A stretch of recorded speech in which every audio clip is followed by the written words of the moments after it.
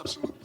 Um, this was a high-quality Big Ten game. A lot of lead changes. You look at the box score, both teams led for a considerable amount of time throughout the course of the ball game. For us, it was a complete team win. We got contributions across the board from a lot of guys. As a staff, we're extremely happy and proud of the group for their effort and their grit to find a way to come away with a win. With or without Kofi, that is a very talented basketball team. And they've got veterans, they're great shooters, and they're going to be a tough out as they continue to move forward. But love the way we played. EGBs for us, energy generating behaviors, were things that we try to hang our hat on, and we got some of those down the stretch. Offensive rebounds, deflections, steals. I thought Dante was terrific, scoring the basketball, getting to his spot, and just across the board. We got contributions from everyone that played in some way, shape, or fashion. I thought Q got us off to a good start with his offensive rebounds and finishes at the rim. Julian came in. We were able to switch our defenses at the end of the game. We switched 1 through 5, and he was able to sit down and stay in front of guards. Eric made some plays. Hawk made some plays. Fats led us in rebounding. So just across the board, this is just a terrific team win. Xavier was outstanding coming in, trying to slow Plummer down a little bit.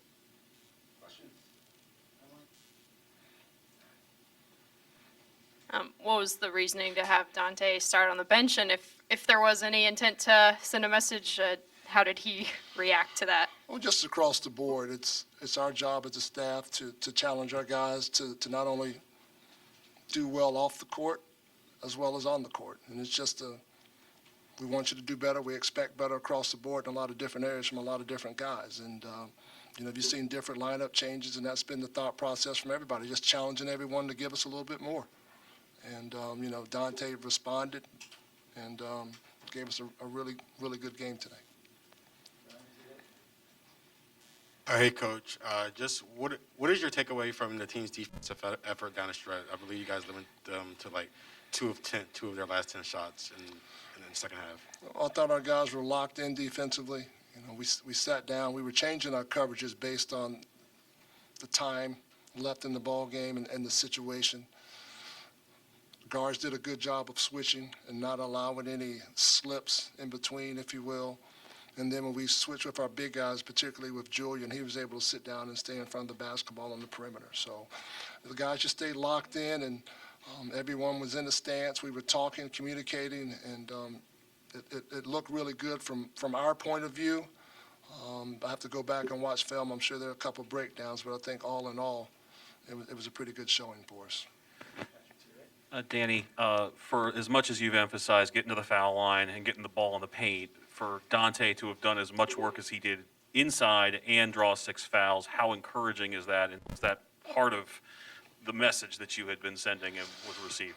Well, Dante's a terrific basketball player, and his skill set allows him to do a lot of different things out on the court. But I think this type of game for him is what we would like to see from the standpoint of, he made some three-pointers, stretched the defense out, but he also put the ball on the deck, got to the rim, drew fouls, and put them in tough situations. They had to make some decisions down the stretch of whether they're going to come double-team him and, make decisions from there. And then from there, we just become basketball players. And our guys made really good decisions with the basketball down the stretch for the most part, shared it very well, and we made some timely shots. Hey, Coach. First, we saw Q leave a couple minutes early. It seemed like he had an injury with his hand. I was just curious, do you have any update on that? No, I don't. He was able to go. He was available, but at that point in time, I just liked the rotation of how things were going. So if we needed to put him back in, he could have put him back in. And secondly, kind of talking about his performance, you mentioned him scoring a little bit early on there. It seemed like there was more success with players driving to the basket and then finding him open. But that's something you felt how did you feel that strategy was working for you today as opposed to other games? Well, a lot of times we have Q and Julian in our big set ball screens, and our guards are able to get downhill, get into the paint. And, it's the guard's job at that point, if you're going to shoot the basketball, to not let your shot get blocked. because most of the time, once those guards get downhill, their man is on their hip. The big man is in front of them contesting at the rim. So if they don't make the shot, it puts our bigs in a pretty good position to get an offensive rebound, and Q did a terrific job of cleaning those up early on.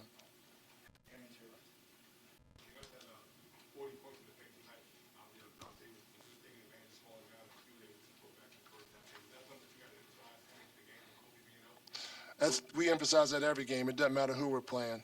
We want paint touches. We want to be the first team to the bonus, and we were able to execute and do that today. Danny, it's one thing for the guys in the locker room to trust the process. What does a win like tonight do for validation as far as, seeing the fruits of their labor this evening? Well, wins are hard to come by, regardless of whatever league you play in or where you play. And so this is something where you enjoy it tonight, and then we got to come back tomorrow, and we got 12 more. And the most important one is the next one, and that's our mindset. Our mindset going into the game is we want to play tip to horn, one possession at a time. And now we carry that over into the next game. So you enjoy wins, and you celebrate them to a certain extent because they are hard to come by. And then we come back in here tomorrow and, the next day and start getting our game plan implemented and getting ready to go get another win.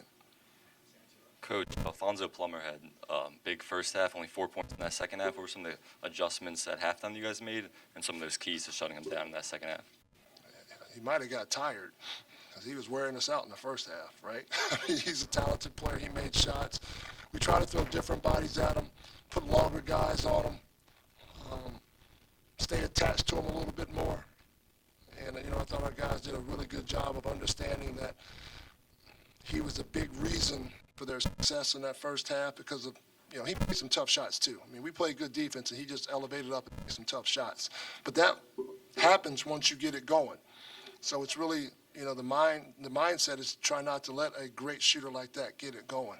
But he got it going, and, we just tried to throw different bodies at him and make him work. And then also we wanted to make him guard on the other end, make him navigate guarding ball screens or cross picks or things of that nature. We try to, put a few hits on his body just to slow him down.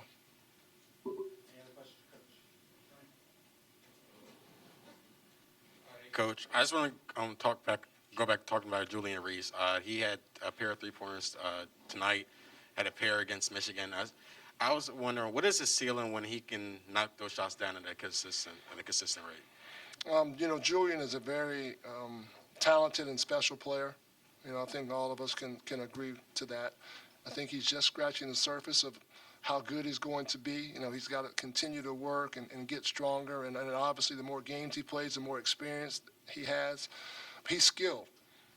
We've seen him knock down three-pointers. We've seen him drive the basketball and throw backdoor passes.